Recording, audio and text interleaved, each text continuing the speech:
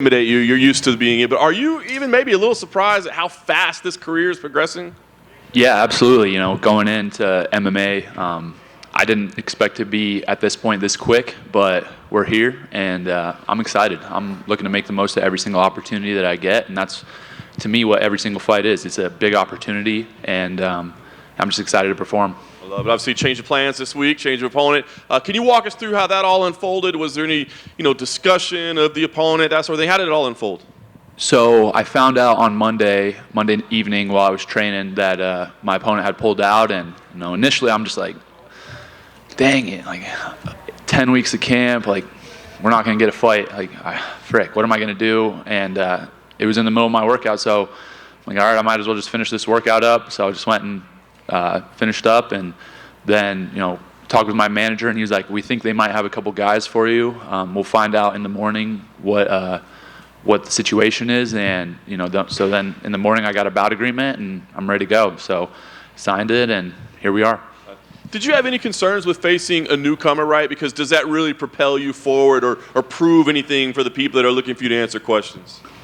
There were concerns, just because for me initially I felt like I'm not the type of guy to do last minute switch ups and stuff, and I'm very calculated, planned, and I felt like a little unsure of what to do. But the more we thought about it, the more I talked with my team, and I'm just very fortunate to have a great team. They kind of led me in the right direction, and I trust those people. And at the end of the day, I made the decision for what we're going to do. But yeah, I think that I'm just always trying to build my reputation, and it doesn't really matter who I'm fighting. I'm just going out there to do my best.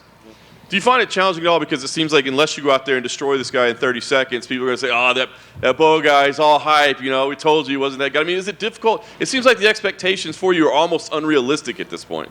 It was pretty crazy after my last fight, because people were saying, oh, he had trouble taking Jamie Pickett down. He stuffed his takedown. And I was like, I took him down in 20 seconds. What are we talking about here? Let's be real. But I think that there's just going to be that expectation that's set, right? I'm 4-0 with 4 first-round finishes, and that's what people want to see me fail. A lot of people want to see me win, and there's just a lot of expectations for me. I'm going out there to perform to the best of my ability, whether that's a first-round finish, whether that's a decision. That it's not really of concern, the result. I just am going out there to do my best, and everything else will take care of itself. Nice. Last thing for me, you go out there and you do pick up this victory. How do you see your career progressing? Like you say, you didn't see it going this fast. I mean, are you already thinking am I ready for ranked opposition, or is that ridiculous to even consider at this point in your career? How do you see it progressing from this moment? The main thing that I'm focused on is just improving, getting better. My pro debut was June of last year, so I'm 13 months into my professional career, and I'll have my 5th fight, and it's going fast. But I have a great team around me. I have a lot of people that are supporting me who have tons and tons of experience, and I lean on them a lot. So I'm just focused on doing what I can do, getting better, improving every day, and like I said, again, everything else will take care of itself. Well, over here, I'm curious, given this was such a short notice fight, how much did your background as a collegiate wrestler, because you're going to have to wrestle 3-4 times a night, you might not know who the final 3 opponents are going to be before the first match? Yeah, exactly. That was something that I referenced right away, just because it's, I think, a huge advantage for me. Going to the NCAA tournament, I'm going to have 5 matches over a weekend, and I don't even know who I'm going to wrestle in the second round, let alone the quarters, semis, or finals. So it's really nothing new, and that brings me a lot of confidence in knowing that I'm there to compete, and regardless of who it is, I've experienced things similar to this before, even if they're not the same, and I'm ready to go. And when Robert Whitaker was in here, he said there's nothing more dangerous than fighting a guy with nothing to lose, because they don't have anything to lose in there. I'm curious how you view your new opponent, because he's 5 days' notice. If he doesn't look great, people will just be like, oh, it was 5 days' notice.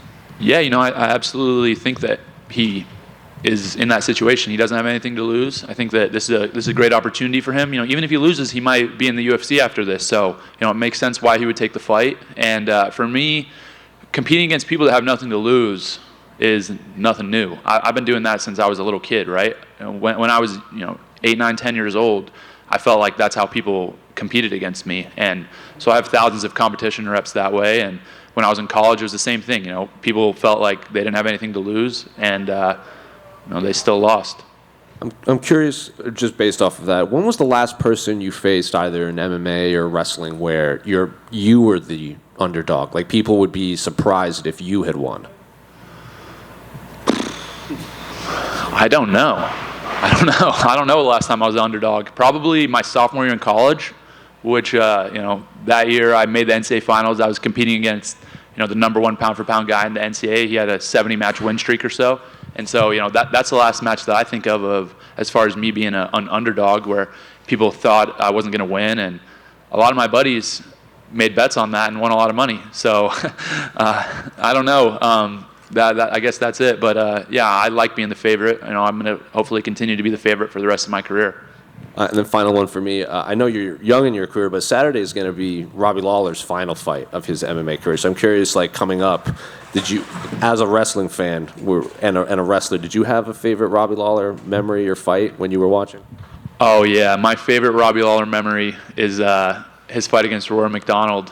I can assume most people thought I was going to say that, but absolutely insane moment. And specifically in that fight was the moment, I think it was in between the 4th and 5th round, where the bell rang and they both stood in the center of the canvas, and Robbie Lawler just spit blood all over the canvas. And I was like, this is a freaking savage. So, being on the same card as him in his retirement fight is a huge honor for me, and I'm definitely a big Robbie Lawler fan.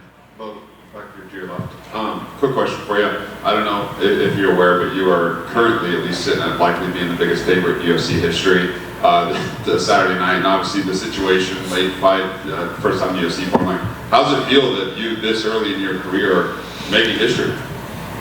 It's pretty crazy, it makes sense to me. I think that the math checks out, but for me, it's just about doing what I know how to do and going out there performing to the best of my ability. And it doesn't really matter, again, who I'm facing. I'm just going out there to perform, and I'm ready and prepared. I know you just said the math checks out, and I got to ask you, you said minus 3,500 was good value, you said minus 1,200 was good value. How you feeling at minus 24? Great value. Hammer it. Go over here. Again, you just got this opponent on a couple of days' notice. At this stage in your career as well, is it more about what you can bring to the table, not so much focus on the opponent, especially in this situation where, like I said, you probably didn't have a ton of time to prepare for who he is as an opponent? I think that anytime you go into a fight, there's a ton of respect for your opponent. There has to be. When I fight, humility is one of the core, tenets of, I feel like, the way I perform. And, I believe in myself, so I'm going to say what I think and tell people my plans of what I'm going to do. But at the same time, when I'm fighting, it's really important for me to be humble. And so regardless of who it is out there, I'm going to be doing the same things, and that's fundamentals and just building that foundation and really building my reputation of how I compete. A lot of, every wrestling fan knows my reputation and knows how I compete, but most MMA fans don't. And so I'm just going to continue to build that reputation, like I said, amongst fans and amongst fighters the same. Is your sort of expectation after this fight maybe getting a ranked opponent after this, or is that something you sort of talk to the UFC, talk to your management, kind of reassess after this one? Because I think when you were fighting Trayshawn initially, that was kind of the thought. I'll for sure reassess, because to me, this is my main focus. I'm focused on Saturday. I don't ever overlook an opponent. I don't ever plan too far ahead. I'm really focused on this one, and so after it's over, we'll reassess. I'll talk with my team, and we'll make a decision. And just last one for me. I know you still kind of keep tabs in the wrestling community. Do you kind of feel like we're going to see more wrestlers come over to MMA, people like yourself, having success, getting a lot of attention? Do you see more wrestlers kind of making that move? Yeah, I absolutely see a lot of wrestlers making that move. I think it's a natural path, and it makes a lot of sense. There's a lot of people that I communicate with that want to fight, that being my teammates. Anthony Cassari is a 1-0 pro already. He's looking to continue to improve and hopefully be in the UFC as well soon. So if you're a 205er, you want to fight, hit up my boy, because he can't get a fight. And then we have a ton of college guys that are in there training with me at American Top Team, and who want to transition to fighting. Roman Bravo Young just had a grappling match last week on Fight Pass. So I think that we're going to continue to build, and I'm going to continue to do my thing, and I want to be a team, right? Like, I like having people around me that are like-minded, and so I want to bring a new team into MMA and, perform well. Hey, Bo. Like you said, you've only been a pro for 13 months, and part of that you had a couple amateur fights. Coming from the wrestling community, what do you think of the MMA community thus far? The MMA community is definitely different than the wrestling community. I didn't really have expectations going in, but I feel like it's just massive. They're such a big platform, and the sport's so young and it's growing so fast that it's just a really cool position to be in as a fighter. I think as a fan, it's a really cool position to be in as well, because you're always seeing new, unprecedented things. And so, I think that obviously I have the support of the wrestling community, and hopefully I continue to perform well and gain more support from the MMA community. Like, what are your thoughts on the extreme fandom, right? Like you said, like if you don't go in there and start this guy within 15 seconds, you're a bum. Or if you don't take this guy down in 7 seconds, you're a bum. Like, what are your thoughts on that?